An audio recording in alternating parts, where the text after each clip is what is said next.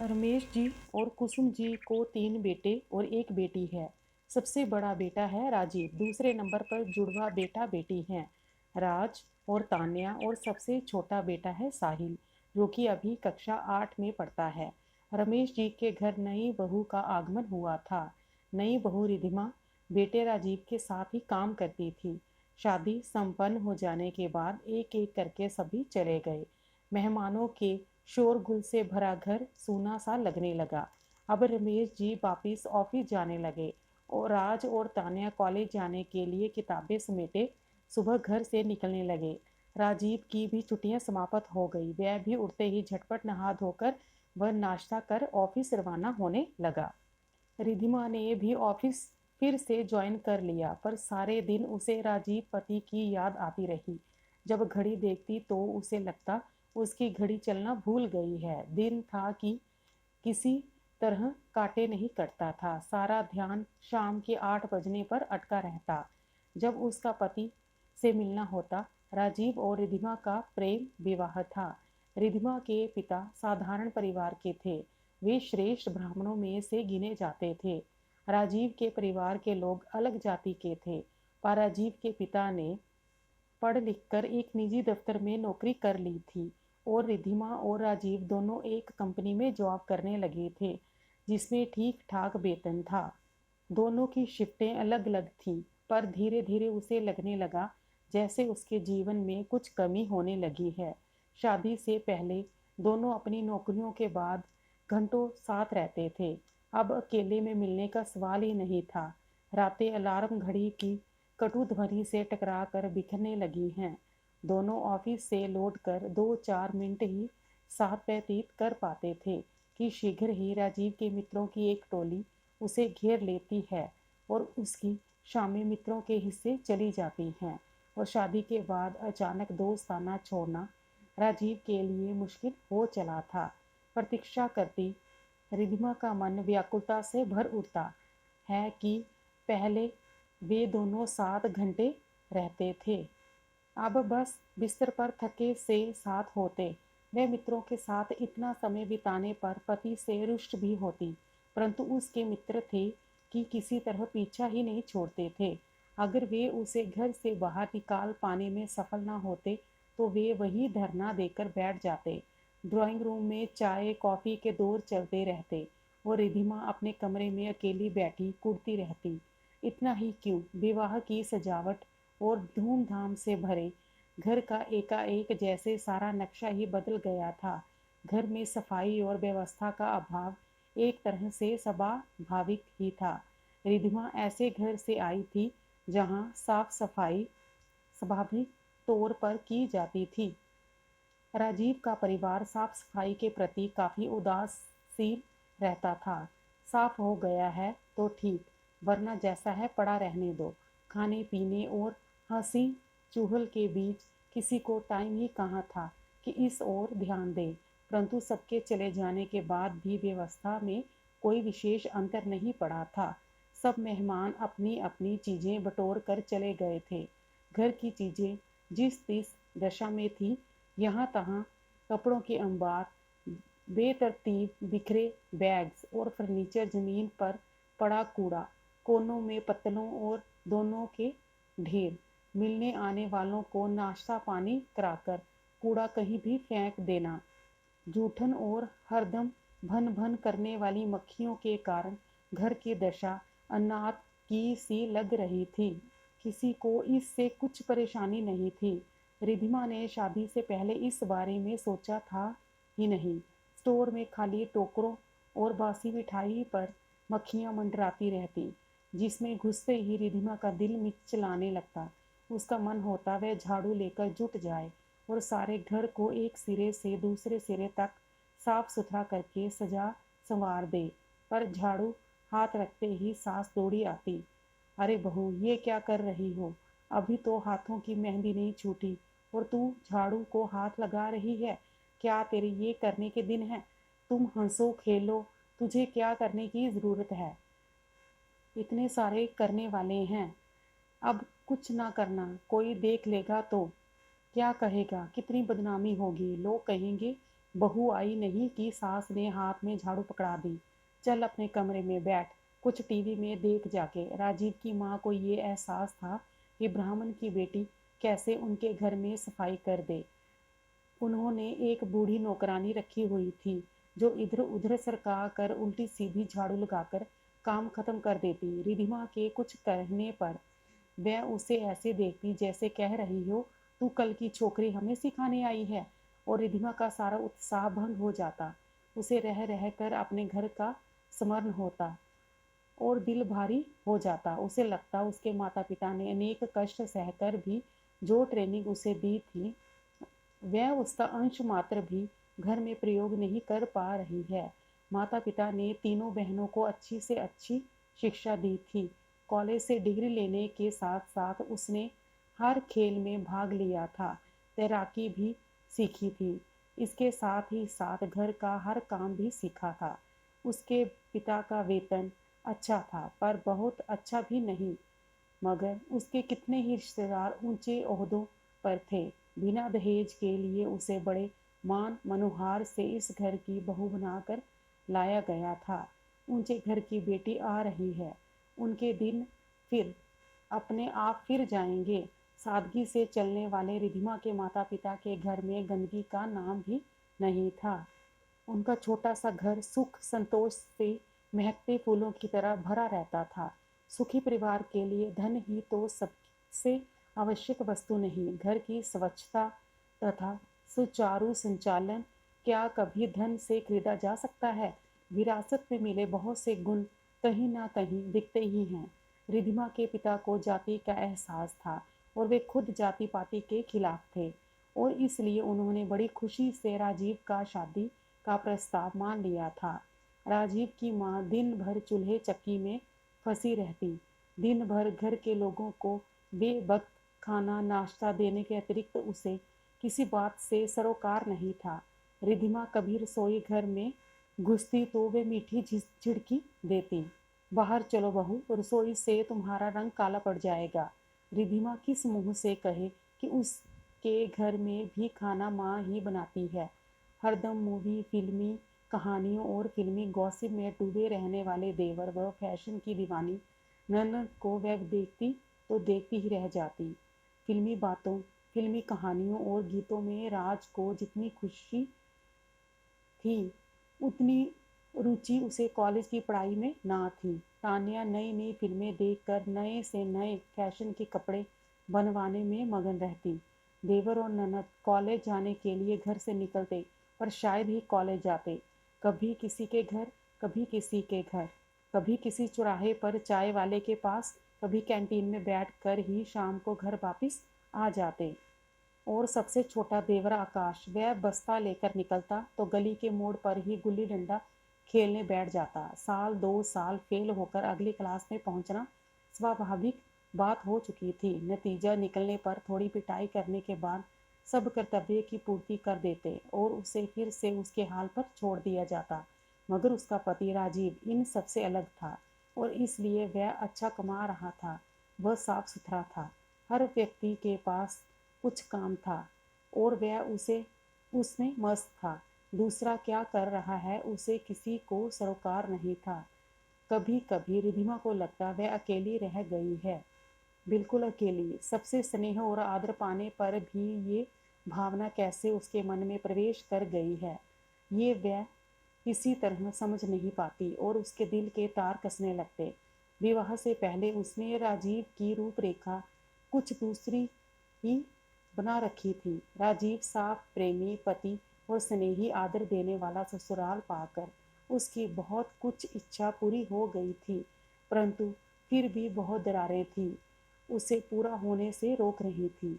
उसे डर लग रहा था कि कहीं ये दरारें बढ़कर उसकी सुख शांति को भंग न कर दें। वह जानती थी कि उसके विवाह पर ना जाने उन्होंने कानाफूसी की होगी। वह सोचा करती थी कि जब उसका विवाह होगा तो उसका पति होगा, छोटा सा एक घर होगा जिसमें हर वस्तु कलात्मक और सुंदर होगी।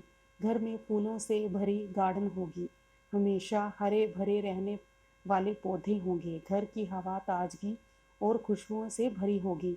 पर अब उसे ऐसा लग रहा था जैसे जेठ की तपती धूप ने उसके सारे फूलों को जला डाला हो और किसी भीषण आंधी ने उसके छोटे से घर की एक कलात्मक खूबसूरत चीज़ को धूल से ढककर एकदम बदरंग कर दिया है। उसे उस लड़के की याद दिलाता था जिसके माँ बाप ने रिधिमा का हाथ मांगा था, पर वह जानती थी कि निखिल एक नंबर का निकम्मा है। जब निखिल ने उसे राजीव के साथ घूमते देखा तो एक दिन एक छोटे होटल में, जहाँ दोनों चाय पी रहे थे, में आ धमका और राजीव से कहने लगा कि वह अपनी औकात में रहे। उसे धमकी भी दे गया कि यदि उसने जाति से बाहर कदम रखा तो बवाल कर देगा। ये तो राजीव के दोस्तों की देन थी कि वे निखिल को सही से समझाने आए थे और दोनों का विवाह हो गया। कई बार रिधिमा सोचती कि क्या उसकी अपनी जाति का निखिल उसे ढंग से रखता, पर जब वह उसकी बड़ी भाभी से मिली तो साफ हो गया कि उस घर में तो हर समय क्लेश रहता है, हर कोई गुरूर में रहता है और कोई भी मेहनत से कमाना नहीं जानता। कुछ महीने पहले उसने निखिल को कुछ लफंगों के साथ बाजार में एक फल बेचने वाले को पीटते हुए देखा था, जो उनसे पूरे पैसे मांगने की हिमाकत कर चुका था। उससे अपने फैसले पर पूरा गर्व हो उठा था। वह अपने सपनों के टूटे टुकड़ों को फेंककर जो पी सकी है, उसे लेकर जीवन सार्थक मान ले, या इस परिवार रूपी वृक्ष की एक डाली यहाँ से कहीं दूर ले जाकर अपने सपनों की बगिया को सजा ले। बहुत सोचने पर भी उसे कोई उत्तर नहीं मिल पा रहा था। बहुत समझने सोचने पर उसे लगा कि वह दोनों ही काम करने में असमर्थ हैं। ना तो वह अपने सपनों को कभी मन से निकाल सकेगी और ना ही अपनी इज्जत देने वाले सास ससुर ननद देवरों को छोड़कर पति के साथ नई गृहस्थी बनाकर ही सुखी रह सकेगी। उसने अपने सपनों की इसी घर में रहकर पूरा करना होगा। इन्हीं लोगों के साथ रहकर विरोधी को झेलकर उसे धीरे धीरे बहुत कुछ बदलना होगा। उसने अपनी चचेरी बहनों की दुर्गति देखी थी, जो उसी जाति में ब्याही गई थी। रात दिन दहेज पर कमेंट सुनती, जरा जरा सी बात पर उनकी सांसें तुनक जाती।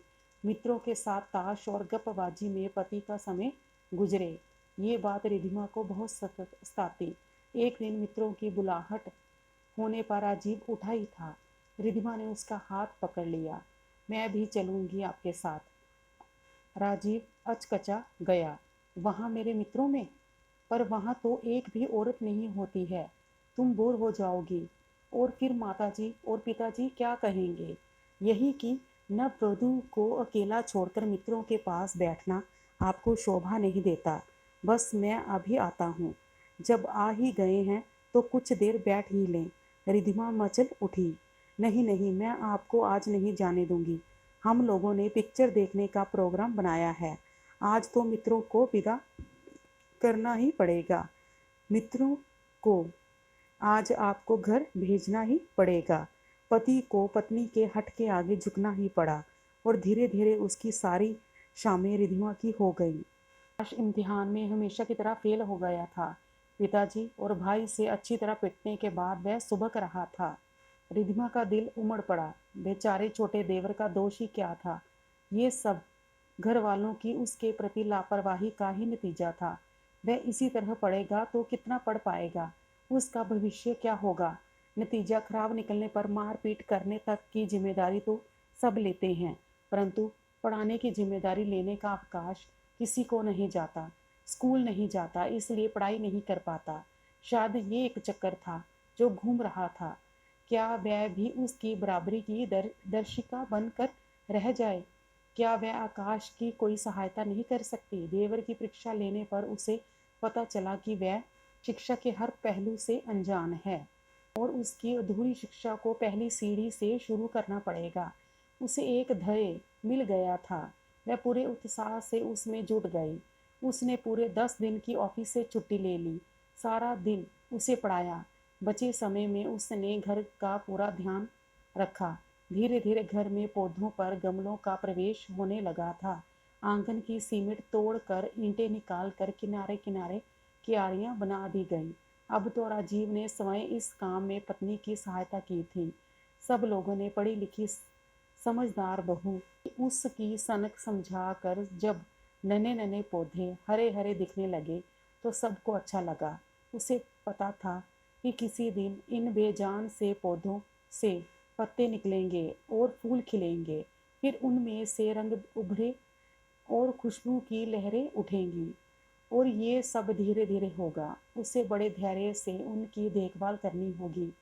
रिधिमा की सास ने झाड़ू नहीं उठाई, परंतु जब उसे समय मिलता वह घर में फैले हुए कपड़ों, बर्तनों और फर्नीचर को सहेजने में लग जाती। घर की व्यवस्था सुधारने का हर छोटा सा प्रयत्न उसके लिए संतोष का विषय हो गया था। खूंटी, अलंगनी और गुसलखाने में पुराने स्टाइल से लटके ननद के नए से नए डिज़ाइन के कपड़े देख रेख के अभाव में बहुत जल्दी अपना रूप रंग खो देते थे। पुरानों को फेंक तान्या नए कपड़ों के ढेर लगा लेती। क्या मिलता है इन नए नए फैशनों से? क्या वह उससे कुछ सीख कर लाभ उठा सकती है? यदि वह स्वयं ही कपड़े डिज़ाइन कर सकती तो कम से कम एक कला तो आती। रिधिमा को लगा कि उसे समस्या का समाधान मिल गया है। वह ननद को अपने कपड़े स्वयं डिज़ाइन करने का सुझाव देगी। जितना वह स्वयं जानती है उससे उसे सीखने में मदद देगी। उसे विश्वास था कि कपड़ों की शौकीन तान्या इस क्षेत्र में अवश्य रुचि लेगी। उसका अनुमान ठीक ही था। इंटर की परीक्षा देने के बाद उसने घोषणा कर दी कि वह बी.कॉम में ना बैठकर डिज़ाइन स्कूल में भर्ती होगी। माता पिता उसके इस निश्चय पर बहुत नाराज़ थे। बी.कॉम, एम.कॉम की डिग्री के सामने सिलाई में, क्योंकि उनमें पैसा नहीं था, की दृष्टि में मूल्य ही क्या था। परंतु एक बार निश्चय कर लेने की तान्या की जिद कोई सरलता से तोड़ नहीं सकता था। इस बात को तान्या के दिमाग में बैठाने के लिए रिधिमा को भी डांट जरूर मिला था, परंतु वह प्रसन्न थी कि वह एक बेकार शौक और थोथी पढ़ाई की जगह, जो केवल डिग्री के लिए दी जा रही थी, ठोस कार्य के लिए सुझाव दे सकी थी। रिधिमा सुबह से शाम तक सास को खाना बनाते, सबको खिलाते देखती। वह कंघी तक करने की फुर्सत ना जुटा पाती थी।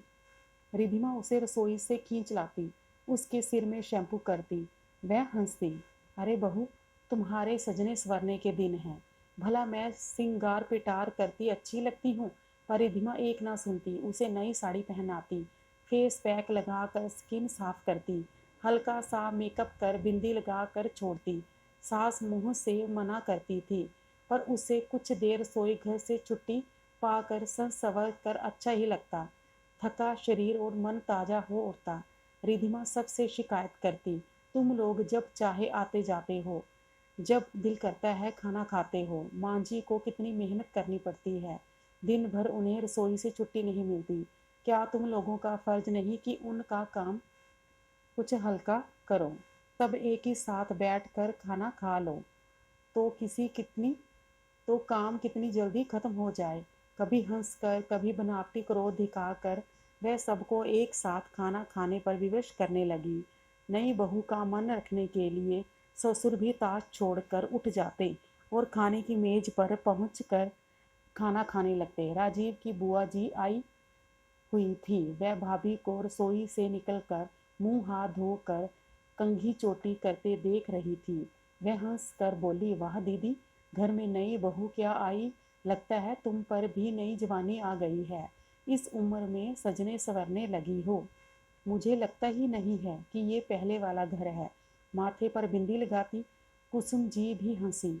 हमारी तो जैसे तैसे गुजर रही थी, पर जब घर में पढ़ी लिखी होशियार बहू आ जाए तो अपने को बदलना ही पड़ता है। रिधिमा बाहर खड़ी सब कुछ सुन रही थी। वह मुस्कुराई। उसने सुरुचिपूर्ण सजे घर को देखा और उसकी निगाहें हरे भरे पौधों पर अटक गई। नन्हे नन्हे पौधे युवा होकर पत्तों से लद गए थे। उनमें से नन्ही नन्ही कलियां सिर निकाले झांक रही थी। उसे लगा अब देर नहीं, शीघ्र ही उसकी बगिया से रंग बिरंगे फूल खिलने लगेंगे। वह प्रसन्न थी कि उसने परिवार के बाग से पौधा उखाड़ कर अपनी दुनिया अलग नहीं बसाई। उसने उस बाग को ही संवार दिया। उसने अपना सपना टूटने नहीं दिया। वह साकार हो उठा। सुख जाति के बड़प्पन में नहीं है, गुणों के सही इस्तेमाल से मिलता है।